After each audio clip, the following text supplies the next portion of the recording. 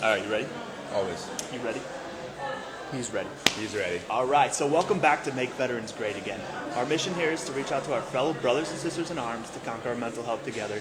Just a reminder that you're not alone. We all have our struggles. A special shout out to TRC, Total Roofing and Construction, for being the sponsor of this podcast. And thank you for Arizona Organics for allowing me to host the podcast in their lobby. Today I'd like to introduce to my show, Kealii, a.k.a. God's Champion. Hi everyone, this is Kealii, Kanekoa. Nice to meet you guys. How bad I fucked it up?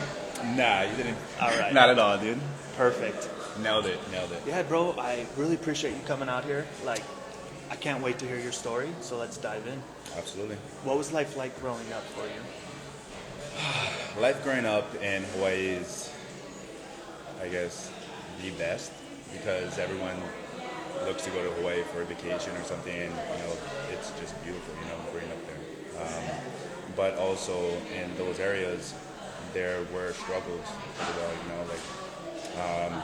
growing up in the neighborhood that I grew up in, Pohoa, on the Big Island. It's a small little town, and the people that I grew up with, you had to be tough as fuck in order to grow up in that town. And excuse my language, but it's just the truth, but that created me to be the person that I am now, to be stronger. I mean, not just an athlete, not just a professional fighter, but just strong, just growing up in that neighborhood. Getting me prepared for this world, I guess. Do you feel like that was a blessing or a curse? Like, did it set you up for success in your future? Or was it too detrimental as a child? I guess there's some trauma, there. Not having that love, I guess, growing up. It was kind of difficult, especially if you had to defend yourself or you had to walk a life where it was kind of a tough way to put it. Financially, I mean, Hawaii is very expensive from what I've been hearing. I mean, from most people here in Scottsdale, Arizona, that Hawaii is actually super expensive. But yeah, my parents didn't really have that luxury, of being able to provide for us. So growing up in that area, yes, it was kind of traumatizing. We had to go through the struggle in order to. And what I mean by struggle, we literally had to live in tents, in the forest, and it's Hawaii. Don't get me wrong. Again, you can live off the land if you know exactly what to do. But at the same time, it was traumatizing. Yeah, for sure. That's got to be rough, growing up in a tent. I can see how it could be cool for a little bit. Right. But we're in a first world country, so and I'm not trying to be insulting or anything like that. So but I do see how it could be traumatizing. How long did you grow up in a tent? Or no, not at all. We had a structured foundation. We had some land, but in order to solidify that land that we had to set up tent. Is actually what it's called. So we were living there for living in a tent for a few months to a year. After we got the materials that we needed to break ground and build a stronger foundation to build a house and stuff. Yeah, it wasn't that so long, that we're actually suffering. But in order to be grateful for what you have to go through some suffering too. I don't want to say I like that, right? Because I don't think I want to do that. But right. It's got to mean something once you finally moved into your structure, your house, after you lived in the tent and you did all the work to build it and get it there. That's a great experience. You get to see nothing to something. Right. Unfortunately, in 2019, we lost all of that though, because there was a volcanic eruption, and I can't really say it was unfortunate because I wouldn't be here right now sitting with you. That course of action needed to happen in order for me to go in a different direction. And living here, meeting my ex-girlfriend, my ex-wife actually, meeting her in Hawaii and flying up here because I need to get away from the island. What had happened, it was even now, the island is active. The island is still going through a lot of changes. No one really knows that there's an active volcano there. So people are yeah, it's just tropics. It's a beautiful place to go to for vacation. But you got to be mindful of the hazards there. Yeah, absolutely. I could not imagine having to evacuate due to a volcano erupting. Yeah, that was a bit tough. How would you I was at work when it all happened. I think it was on a scaffold, and I was a mason at that time.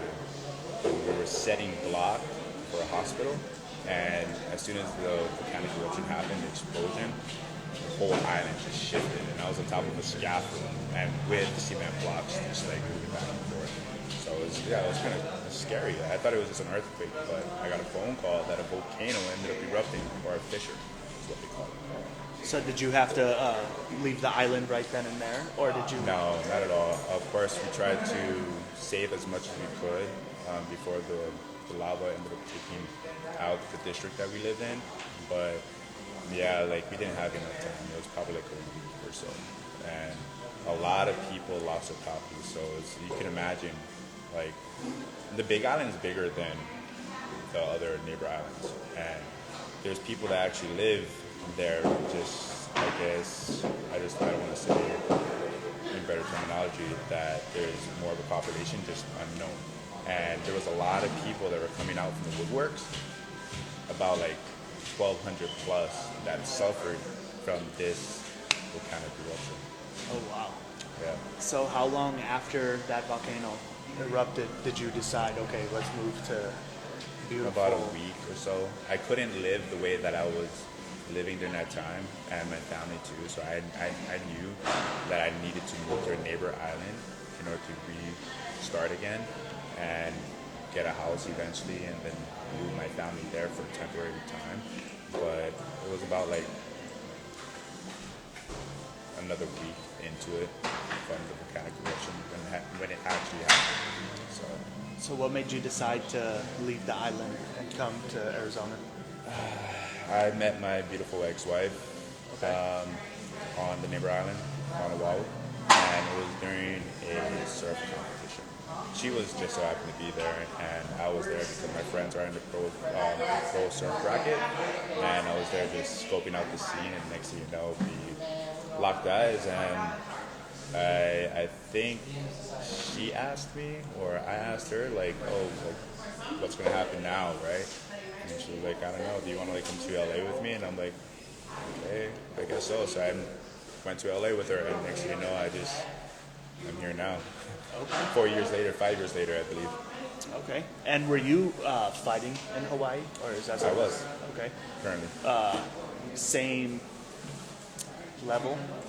At an amateur level. Okay. There's a lot of good fighters in Hawaii. I mean, as we all know, Max Holloway, BJ Penn, there's a lot of well-known fighters there.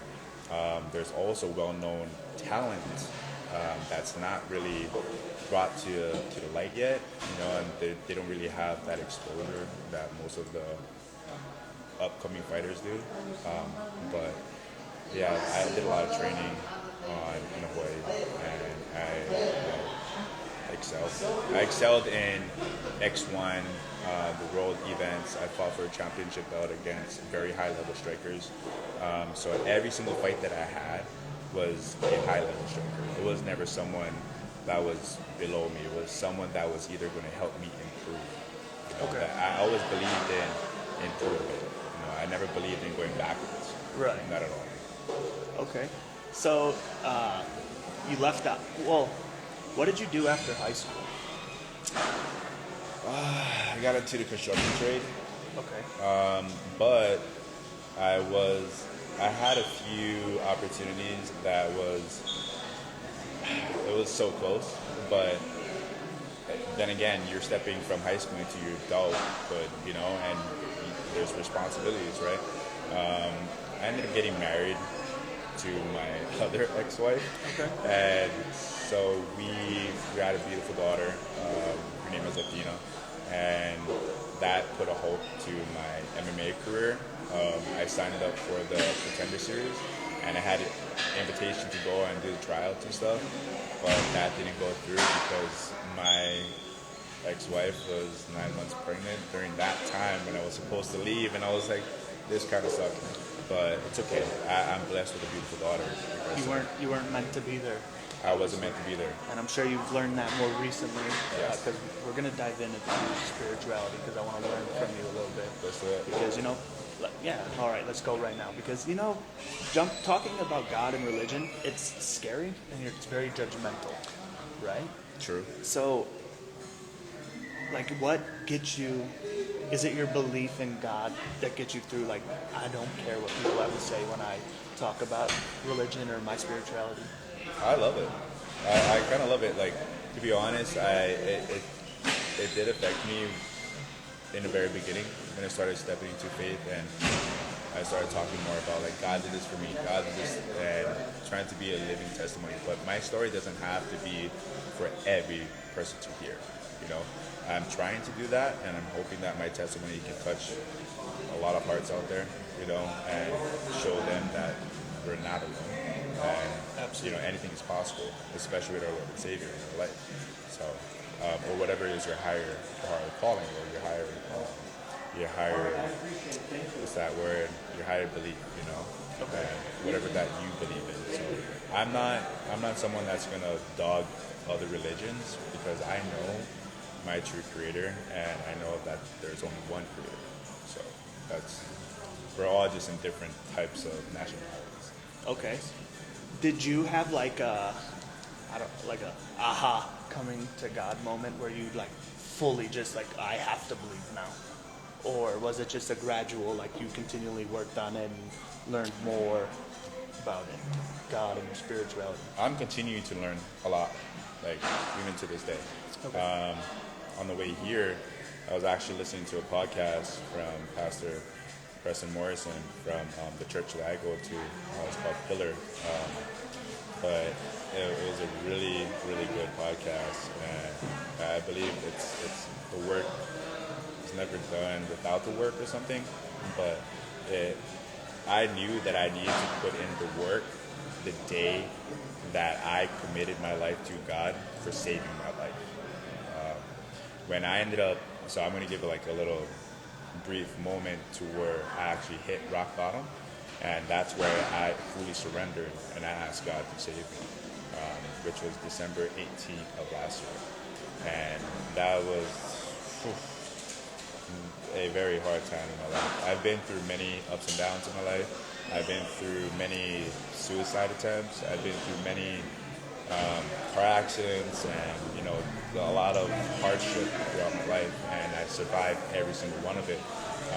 That moment when I ended up ODing in December 18th, I really felt the life being sucked out of me. I could feel every single moment of me going in and out through death. It was death episodes. I could feel my body so cold to where I was fading out and then coming back to life, fading out. And at that moment, I didn't know who I could reach out to. I was so ashamed. I was so ashamed of trying to OD. I was I don't want anyone to know about this. I don't want to call my family and be yo, I'm ODing right now. I wouldn't know what to expect from that, And I ended up reaching out, I believe, to my ex-wife, and she saved me at that moment. She honestly saved me at that moment. And she got me help. She ended up buying a plane ticket. I woke up the next day after I was in the hospital, and I left the hospital, woke up, and I was like, how did I even get here? And then they said that someone called in, and I was like, wait, what? And I can't believe I woke up butt naked. They said, I showed up at the hospital butt naked. And I was like, wait, what? Yeah, we found you on the side of the street, man. It was very terrible. And I knew at that moment that I needed change. Right before I went into the hospital, while I was on the phone with my ex-wife, as I was fading in and out, I was I can't breathe right now. I'm about to die. Pretty much. I feel like I'm about to die. And the last thing I remember saying, or it was a prayer, and I prayed to God. I was like, God, look, if I know that I wrote you off many times. I know that I pushed you away many times through all the suicide attempts, through all the accidents and the things that I've went through in my life. But this time, right now, I'm really asking you for help. And if I pull through the next morning, if I'm alive the next morning, then I'm going to devote myself to it. I'm going to do everything I can to change. So I woke up the next morning, and that's when I knew that was my aha. I was saved, and I knew what I needed to do. Giving me like cold chills, like tingles, like. Dude, it was like, yeah. Thank you for sharing that, and thank you for having the strength to share that, right? And I am so grateful that you're still here, and I don't want to say I'm grateful that that all happened to you, but I am, because it's what needed to get you to where you are today. Right. And today you're a better man than you've ever been before, on a mission to keep going. So that's great. So I see one of your negative coping mechanisms was illegal substances. Not at all. No. Okay. No. I just hit that OD moment because I was kind of fed up with life. So as I know that we touch bases on our past, on my past, just a little bit, but the struggles that I had to overcome, the purpose for me just saying I'm over with life was because of the people that I lost. I lost so many people, and it usually happens in threes. And I was losing people left and right, man. Like all my friends were gone, my family gone, my best friends, everyone I touched was like gone. But it kind of, it really strengthened me now because I know that I was just being selfish at the moment, and at the same time they were watching over me the whole time through every single attempt that I went through. I knew that I was saved, but I kept on pushing it back because I was so mad at God. I was mad at him, like, why is this happening to me? Why am I losing my friends? Why am I losing my family? Why is this like all happening to me at a very young age too? A lot happened. Do you want to dive into that? Absolutely. So, yeah. what are some of these, other than a lot of people passing away, what are some other like struggles that you went through growing up that got you here? The struggles. So I'm going to start from the very beginning. Okay. And very beginning, I was coming into this world, taking that first breath, and also losing that first breath.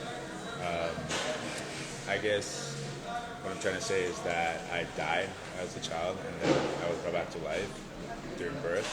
And then after that, immediately there was a shit ton of medical issues that I was going through at a very young age.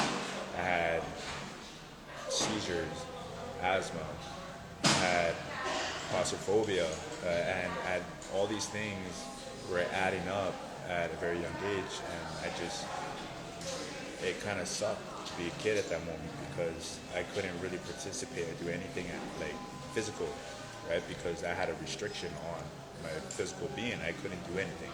So it created me to be very, I guess the word, an adolescent child growing up, because I was like pushing back all the good things that a kid wants in their life, playing sports, exerting energy in a different way, a more positive way, right? But the more I was being told that I couldn't, from my PE teachers, my medical, my nurses, my doctors, because I had such a bad medical history, they wouldn't approve me to do anything physical. So more, it really killed me as a child. It really suppressed me. So the best way I could exert energy was in a more negative way. The more people would tell me no, I ended up doing something different, and like probably dabbing into marijuana or anything like that, or alcohol at a very young age too. I started drinking from when I was 12, I believe, and that was because I was suppressed. My physical, like that child was suppressed, and I couldn't let it out. Yeah. So this could be a terrible analogy, right? But like myself as a kid, I'll just use myself as an example. It's safer. I was a puppy, right? What do you have to do with puppies for they don't destroy the house? You got to let them out and exercise. You got to wear them out and make them tired. you're being told you can't. So I can only imagine the frustration and the anger that built within inside you that led to the depression and everything else. How were you able to get out of that? I got out of that through mixed martial arts, but that's later. But yeah, being depressed during that moment and all that, it really, because I needed to figure out a way to make ends meet, right? I came from a family that really didn't have the luxury of financial stability, so I had to figure out a way in order to provide or pay for things that would help me medically, like training and all that kind of stuff. So at a very young age, I started selling pot. I started selling drugs, but I never experimented drugs because I was so focused on trying to fix my health that why was I going to try and like dabble into the hardcore drugs? Yeah, I dabbled into pot and stuff, and I'm pretty sure every kid at a young age did. What a circle of life, huh? Exactly, I know, right? So it didn't really suppress me so much because I had an outlet, and that outlet created a financial stability at a very young age to pay for my training. So the moment that I knew that, actually it started from my high school year, and I believe it was my 7th grade year, and I was rejected from basketball. And my high school, my high school sweetheart, like I was trying to impress and stuff, she was there, and being told no in front of everyone, especially in class, that kind of like really, really suppressed me more and made me more angry. So I got so upset to a point where I left campus, but at the same time, I came to a realization that I need to focus on something, and that was my health. So I was like, I have the money, why not do that? Why not invest into my health? So one day I think it was the next day, I went back to school, and I utilized our public library, and I found a jiu-jitsu book. And just so happened, that book that I grabbed was BJ Penn's first ever instructor book. And I looked him up, and I was like, wait, what? He's on the same island as me? So he's in another town, neighbor town, called Kealii. And I'm pretty sure everyone knows about Kealii town because of BJ Penn. But I was like, okay, he's like half an hour away. I have no excuses to get there. I'm going to get my ass to training. So immediately I got into BJJ at a very young age, and that helped me overcome all my medical issues. I mean, claustrophobia, of course, being stuck in a bad positioning, being choked out. What do you have to do at that moment? You have to be very calm, cool, and collected. So that helped me knock out claustrophobia. And because I had claustrophobia, that would trigger my seizures to where I would have very bad seizures. And because I had bad asthma, I would choke up. Next thing you know, I'm having ground seizures. That's what it's called, I think. And jiu-jitsu helped me overcome every area of that and the medical issue that I was dealing with. That's wild to me, in a sense, right? Because you were told no. So I'm assuming you didn't bring your medical record in when you signed up for jiu-jitsu. No. All right. Of course. But I want to accredit it to your mental strength that you had then, whether you realized you had it or not. Because to get folded up and then be getting suffocated in a sense, right, and having claustrophobia, that triggers everything else, right? Like, man, how did you not have a seizure during that time? I kind of did, I think. Okay. I believe I got choked out, and then yeah, while I was unconscious, I guess I was having a seizure. But one of the instructors saw that, and he woke me up. There's a procedure where you cross your legs and stuff and rub your back or something, but I ended up waking up. And I was like, okay, but I fell in love with it because I went right back to it. And then for some reason, I ended up landing a submission, and I ended up choking out the same person that choked me out. Next thing you know, I'm like, wait, I can do that too? So I stuck with it. I fell more in love with it. That was like the first activity that I've ever done, and knowing that, damn, I can be good at this, why not? You know. Were you always in shape, like a good, good shape, or were you ever like me and loved food more than working out? I was skinny. Okay. I was very skinny. Yeah, I was like that. That twig. Yeah, You were tall yeah, and skinny yeah, still. tall and skinny. Okay. Yeah. So I was just curious if like working out at a gradual pace, if that helped to work through the asthma, like helped Yes. work out the asthma. Everything. Asthma, seizures, being that claustrophobia state, knowing that was nothing.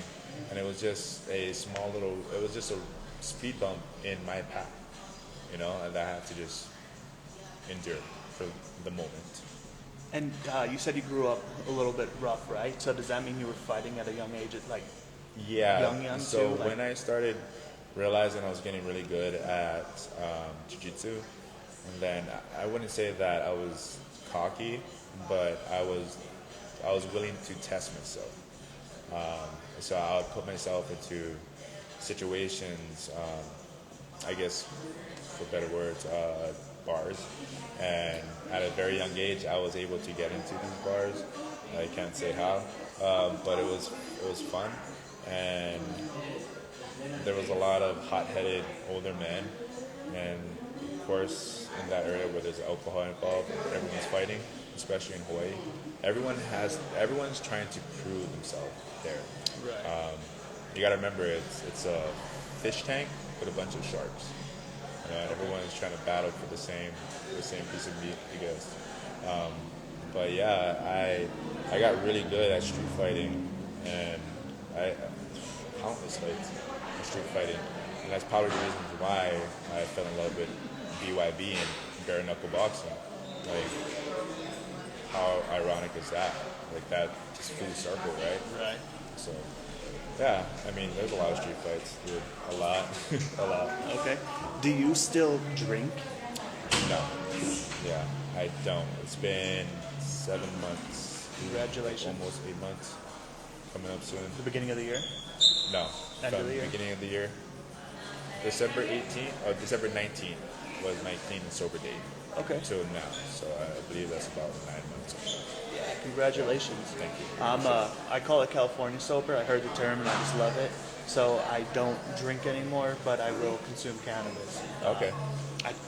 Don't get me wrong, I do it a little recreational here and there, but I try to keep it fully like medicinal and like Right. the medicinal value of it. Absolutely. That's the But same it's just not purpose. for everybody, right? I agree. But I feel like alcohol is the poison, right? Because you wouldn't have gotten those street fights if everybody was smoking. Right. You guys would end up hugging it out. It would have been a whole Yeah, you different- would swing and fall asleep, right? like, Right. Yeah, absolutely. I agree with you. But no, I'm very happy that I had that experience with alcohol because it teaches me a different discipline now. And realizing that I have discipline, especially with weight cut and the certain food that I put into my body, why did I not have that strength and discipline to just overcome drinking? Like, why can't I just stop? So I immediately stopped. Okay. Well, that's awesome. Congratulations. Because I feel like drinking, I don't feel like I'm the traditional alcoholic where I would have to drink all day, every day. But I have the Pringles condition. And once I pop, I don't stop until I wake up with regret, remorse, and more depression, right? So what's the point of drinking for 30 minutes of fun to wake up to feel like, uh-oh, who do I got to apologize to now? Right. Like, it's just not worth it to me. I think I slipped up and I had like a kombucha at once, and I'm like, okay, this is fermented, but I knew that it was alcohol, and I'm like, okay, maybe internally, I felt super bad, and at that moment, knowing that feeling, I was like, okay, I don't want to be that person anymore. I don't want to feel bad about me, having a kombucha. So why not just push the kombucha to side? Yeah, so I mean, just to shed a little bit of light from that, take away the power from that. Okay. Well, that's very powerful. And I like how you related that you had the strength to do all these other things. Right. So why not be able to have the strength to cut out drinking, right? Like, I question myself, like, damn, dude, why can't I put the fork down, Right. But if I have the strength not to pick up a bottle, I have the strength not to pick up that fork, It's just like, Absolutely. I also have learned, though, that I have been coping with food since a very young age myself, so that's my safety, that's my comfort, and I got to break out of that because the comfort zone is where you get complacent, and complacency kills you. I agree. And so you also touched me, so I definitely have to work on my health. Hopefully that wasn't too soon, but No, that's fine. The way my life is going now, like everything is beautiful. So everything that I touch now turned into beauty. So that's the better way to put it. okay. Like that's why I wasn't so scared to touch So you because I about to know blossom. my faith. Yeah, exactly. I'm already blooming. Dude, perfect. Let's grow a little bit more, right? Awesome. Awesome. So tell me about your fighting. Like, what was it like getting your first contract? Oh, like a multi-fight deal, kind of. I'm not sure how it works exactly. Yeah. Having my first multi-fight deal, that's incredible. Knowing that I have safety, knowing that I have a security safety net, wonderful. For every fighter, that's what every fighter prays to have. Is that safety net. Okay, I'm solidified with this promotion. I'm gonna be getting paid this X amount of money. Like that's every fighter's dream.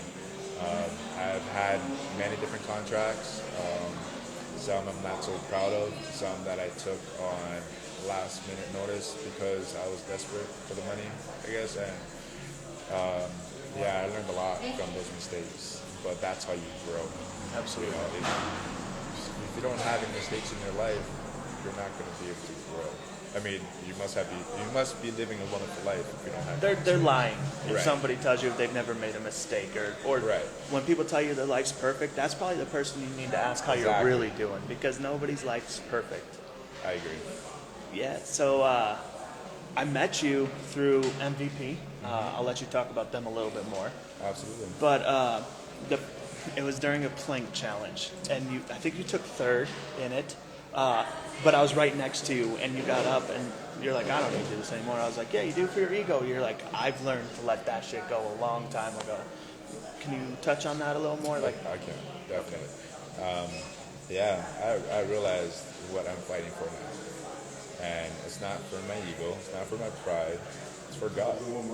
That's who I'm fighting for. Nothing else. And I knew at that moment when I was baptized in April. And from that day on, I knew, of course, every human being is going to have the problems. Everyone is going to have that test or temptation or whatever.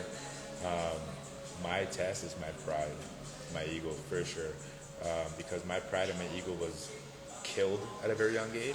So having that ego now, especially as an adult and in a professional combative sport, you need a lot of that. You need a lot of ego. You need a lot of pride. And at that moment, it's like, what am I fighting for? I'm not fighting for that anymore. I'm not fighting to be number one. No. So at that moment, I realized, okay, just give up. Okay. Surrender now. two things I want. One, I want to get baptized only because I'm scared to. And so I know it's the right time because I'm scared to. Yes. My wife asked me 3 years ago, come on, let's get baptized together. And I said, no, I don't want to, not that I was against it. I was raised Catholic. My wife brought me to a Christian church, but I wasn't ready to get baptized, right? Because I was more so just going for her. Okay. I recently, this past 2-3 months, I started to go back for myself. And when I go, I listen, and then they were talking about baptized this last time I went. And I was like, I don't want to get baptized. I should probably get baptized. Let's do this because, another thing I hear all the time about God is that he wasn't walking with the holy people, right? He was Right. on the street right here with you and me, Of course. walking. While we were going through the ish and doing the things we shouldn't be doing, he was right there beside us, trying to guide us, right? So, that makes me feel all right, I'm not ready, God, but that shows me I'm ready. Of course. So I got to dive in. Yeah. The more fury that you have within you, especially for that specific topic, I believe it's your time soon. So. I'm glad you agree with me because I told my wife that explanation and she looked at me like I was nuts. What? No, not at all. Trust me, when I tell that to people, they look at me, even to this day, God just helped me with this. God just did this for me. And the logic thinking, the people that live in this logic world, they're just going to assume like, no, man, that was something that happened from your... No, not at all. God did everything in my life, and everything that I have now is because of him. So I can't take that away from him. No way. I'm getting to that point, right? Every night I talk to God in my own way, and I tell him, like, please continue to use me as your vessel. So I did the legwork to get us to where we're at right here, right now. Right. But God was fueling that legwork. God made me do that work, Right. you know? So I'm just his vessel, and I'm trying to help save and share as many stories and people as I can. Amen. Yes, sir. Yeah. And then with fighting, right? So I understand that fighting is a great coping mechanism, especially in a professional, safe environment, proper environment. But fighting as a professional has to bring out stress and other aggressions that, like, yeah, you could throw punches, you could fight the dude, but how do you cope with that in a healthy manner outside of fighting? In a healthy manner, discipline. Okay. A lot of discipline. Such as? Such as everything that we do for fighting and training, there's a lot of discipline.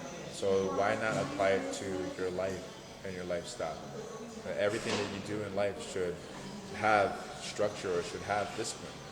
You know, so I apply the discipline from mixed martial arts to my everyday lifestyle.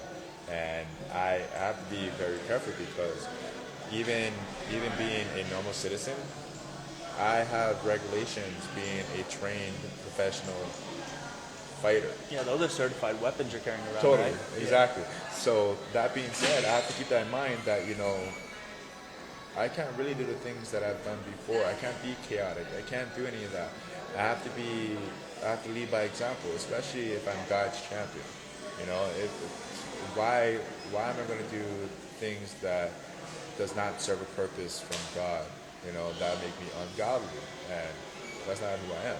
Okay, so when your discipline does not work and you're still angry or you have anxiety or whatever the case may be, what do you go to let that out in a healthy manner? Like, do you just get up and go for a run? Do you... Yes, but that's a good topic right now because I just learned, I believe it was, I'm not going to butcher this one, but it was a podcast. I don't really want to say their name, but it was a podcast, and they were talking about exercising your demons. And if you're trying to exercise your demons, you're giving them more power. So why am I going to exercise this demon inside of me that I'm trying to get out? So in order to get that frustration out, and what I mean by demons mean frustration, temptations, anything that comes your way at that moment when you're at your lowest. And at your lowest, you are going to be hit with all these things that are going to get you the best, you know, whatever that may be for that individual. It could be drugs, porn, alcohol, whatever it is. But that temptation seeps in when you're at your lowest, right? My greatest strength, not just the discipline in it, but it's me going to prayer and praying at that moment when it hits me. Instead of trying to exercise demons and get it out from me and stuff, I pray to God in order to help me to remove all these frustrations and all these things. I sit down and just pray, dude. Next thing you know, I catch myself like going into overtime with it, which is okay because there's no such thing as overtime, Okay. especially with God. I like that because I never... so, like, say you go out for a run after you get worked up, right? Like, I never viewed that as exercising the demon. So, and I'm starting to call my demons the devil, right? Like, whether it's porn, alcohol, drugs, XYZ, everything that's not getting me to where I want to be or who I want to be, it's the devil trying to pull me down. Right. So I like that. Yeah, dude, I was totally baffled by that too. It was like, wait, what? Because I used to do that. I used to want to work out and exercise the demons, right? And I realized, I was like, wait, I'm giving more power to that. And I'm happy because I saw that, and it wasn't because I just saw that because of an algorithm, whatever, or the phones are listening to us, right? It was more so the fact that I prayed to God at that moment, and He provided a message through whatever it was. It could be through technology, or it could be a person. you know, or it could be a sign or whatever it may be. You know, that it's wonderful. It's amazing how God works in mysterious ways. Absolutely, and God does work in mysterious ways. It is absolutely astonishing how that happens. When you say a prayer, you don't have to divulge what you say exactly, but are you just having a conversation with God, or is it like a scripted, you hit keywords type thing? Because that's what I'm really trying to do, and I'm just talking to him like he's like he's you know? I'm happy you said that because I had a problem with that. And I was trying to word every single scripture and, you know, go by the book. Really, it's what you have to go by is your heart. So you communicating with God as if He's your best friend, you know, that's the prayer itself. Talk to Him, you know, because He sees everything. He sees when you're being real or not. He sees if you're gonna just put on that fake facade and read a scripture from the Bible. No, that's not coming from your heart. It's coming from your mind.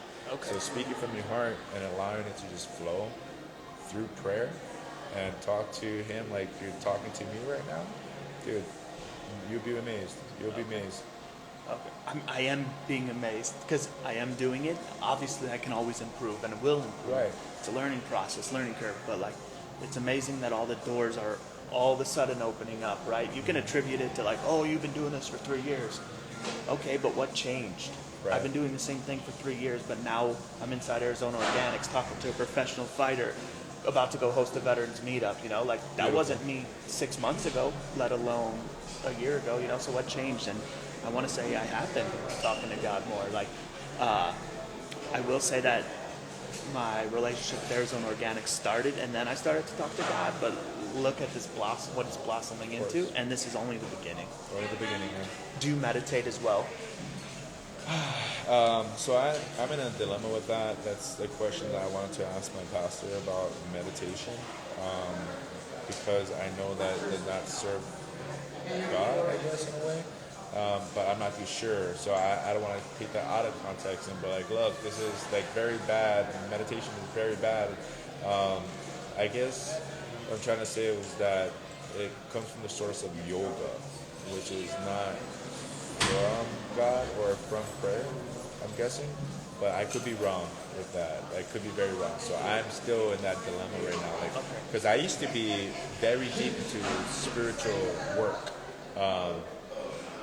Matter of fact, when I met my ex-wife, we were both into the New Age community, I guess you could say, and we were so focused on doing some eternal work, especially me, the trauma that I went through. So I wanted to try and like cut that tie with that generational curse or whatever that happened to me. But I need to go through the spiritual work, and that was Kundalini. And I'm not too sure if you're familiar with that. So it's like a yoga practice, but it helps you expel all the things, or helps you tune in to your inner child and your Kundalini state, where you can, I guess, be more in tune with the universe. But that, like I said, that's a new age speaking kind of terminology speaking. But I was deep into it, and I realized that I was not serving the right God at that moment. So like I said, like I was trying to say earlier, the God in that area was just like false idols, deities and stuff. And in the Bible, it teaches us not to idolize any false deities. And what I was doing in the spiritual work with Kundalini, I was idolizing deities. I was idolizing Shiva and all these things. Were like, okay, man, this is God, but it wasn't. You know, that was all false deities. So I needed to exclude myself from that spiritual community. Okay, that's interesting. I've never heard that, or that possibility, right? So that is something. Because I would love to meditate, because I need to calm my brain down a little bit, slow it down, like without having to take prescribed medicine, right? I don't want to be on medicine. Of course. But I never thought meditating would potentially interfere with your relationship with God. Right. So that's interesting to learn. Very interesting. I started learning more about that when I moved to Sedona, and I started being more involved with the church community, and I started asking questions like, okay, if I'm still doing yoga, and they're like, oh no, you're serving two gods. And I'm like, oh, wait, what? Is that true? So the more research I did on that, I'm like, oh wow, yeah, I'm actually serving two gods. So I knew by a biblical standpoint, the knowledge that I've obtained in that moment, I knew I needed to put a stop to that. I need to shut that door. I need to shut that door completely, especially if I'm serving one God, the God, you know. So that was something for me. But to go back to meditation, prayer is also meditation. When you're in meditation, you're sitting in stillness, right? But at the same time, you can sit in stillness in prayer. And thoughts will come to you, images will come to you, but it's a different source that it's coming from. If that makes sense. Okay. If you are meditating, and like for example, if you're sitting in stillness, what are you meditating for? Are you trying to obtain wealth? Are you trying to manifest the thing that you want? That's to my religion, that's more of a witchcraft. That's those things in those areas. I mean, if you look at Hollywood and all those things that they do, meditation, kundalini, spiritual work, all those things, that's heavily involved in Hollywood scene. And what is Hollywood scene? The most sinful area ever. So there's a lot that you see in the spiritual warfare of the religion and stuff, especially if you do research on it. Thank you so much for sharing that. Of course. You know what I really love about you, and I hope you don't mind me saying that on air, how humble you are, right? Like, you're growing your career, but you're still busting your ass at Home Depot. Still busting my ass. I love Home Depot though, I'm not gonna lie. I mean, I should be like one of those OnlyFans chicks that keep on posting that.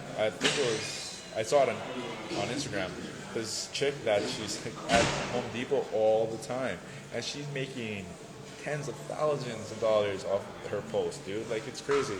So I'm not ashamed of working at Home Depot. No way. Not that you should be. You're working. Never. Exactly. I'm working. Someone else there is like doing nothing with their life, you know? Right. They're probably tuning in, watching us right now, sitting down doing nothing. Thank you for that. Appreciate though. that. Yes. Yeah. So we're got to wrap this up in a little bit, but do you have anything I missed? Anything you want to talk about? No, not at all. I think we touched bases on the past, present, and the future. The future with BYB and relationship. Not everybody knows what BYB is, so So for everyone out there, viewers out there, BYB is BYB Extreme Bareknuckle Boxing, and it's backyard boxing. That's the better terminology for BYB. I am signed with BYB, and they are an amazing team. Everyone there, they are hard workers, and my future with them, I look forward to it. I'm going to solidify a few spots, and until I get that gold belt, gold strap wrapped around my waist, they're going to be seeing a lot more of me in there. And another shout out to my sponsors, MVP, Live Colder, my sponsors back home in Hawaii too as well. Lots of love to Lava Shack in Kanekoa, small little business, but they're awesome, amazing. They've been with me throughout my whole journey, my MMA career. Love you guys. Thank you guys so much for tuning in. all his sponsors, thank you for supporting him and allowing him to be who he is and where he's at today. So MVP, merging vets with players. Can you explain that? Merging vets with players, amazing group of women and men. So merging vets with players basically is veterans that are retired, and also the players that are still active or also retired as well. So it's a strong community where we could provide, safety, security for those that are going through struggles from their retirement, from either being a combat veteran or also a professional athlete. You can always call MVP your home if you're either one of those, for sure. Absolutely, and it's interesting bringing the two together, but if you think about it, we're all taking off a uniform at some point, right? Like you may just be taking off some shorts, but you know, you still got to take it off at one point, right? And it's going to be the same, it's going to leave the same void. So it's great to get ahead of that if you can, right? And then you also have a beautiful community you live in. I do. Did you still want to touch on that? Yes, absolutely. Okay. I mean, potentially, I hope I can be a resident there full time, and maybe get an endorsement from this podcast, you know, if they see this. But I live at a very maintained, it's a eco-friendly building, and the reason why I support that building is because, like I said, it's eco-friendly, and there's a lot of love there. It's beautiful. It's a lot of plants.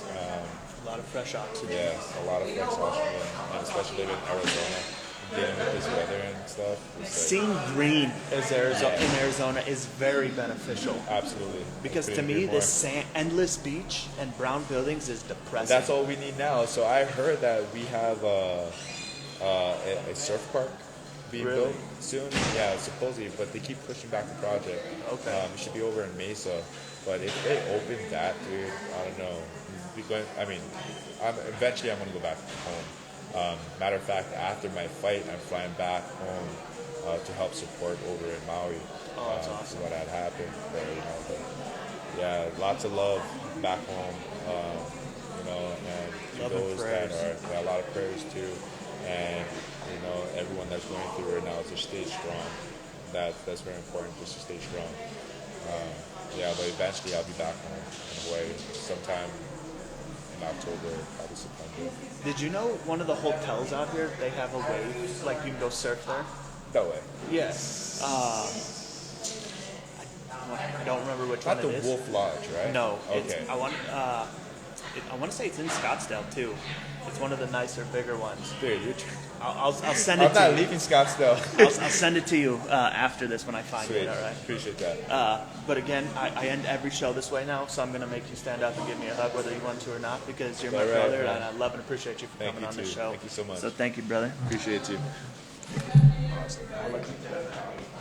Thanks, man. All right. Thanks again, and thanks for watching. Have a great day. Do you mind ending that, please? Oh, I'm pretty sure all you got to do is press that X on the top, and then press end.